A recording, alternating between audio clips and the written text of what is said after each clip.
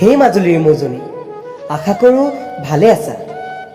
নপৰিনে মনত বাৰু অচিনাকি লখিমপুৰ আৰু মই চিনাকি কৰাই দিয়া সেই বাণিজ্য মহাবিদ্যালয়খনৰ কথা?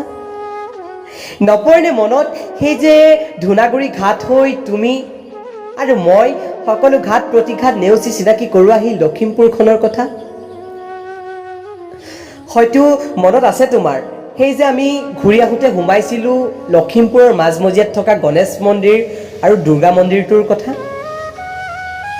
যেতিয়া মই মোৰ অতিকৈ আপোন আৰু অতিকৈ প্ৰিয় লখিমপুৰ আৰু মৌ নামৰ তুমিজনীক এৰি গুৱাহাটীত মোৰ সপোন গঢ়াৰ মিউজিক কলেজখনলৈ আহোঁ, মই বৰ নিস্তব্ধ হৈ পৰোঁ।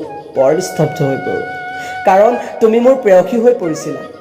নপৰেনে মনত সেই অভিমানবোৰ? নপৰেনে তোমাৰ এবাৰো মনত? এদিন সেই অভিমানবোৰে যে আমাৰ কাল হ'ব, মই ভবাই নাছিলোঁ। বৰ্তমান মোৰ কাষত তুমি নাই, তথাপিও মোৰ কোনো আপত্তি নাই। সঁচাই এতিয়া আমি বহুত দূৰত ন? ভগৱানক এটাই প্ৰাৰ্থনা কৰিম, তুমি সুনাম লৈ লখিমপুৰ বাণিজ্য মহাবিদ্যালয়ৰ পৰা মাজুলীবাসীলৈ গৌৰৱ কঢ়িয়াই নিয়া। সঁচাই আজি আৱেগবোৰে বৰকৈ আমনি কৰিছে।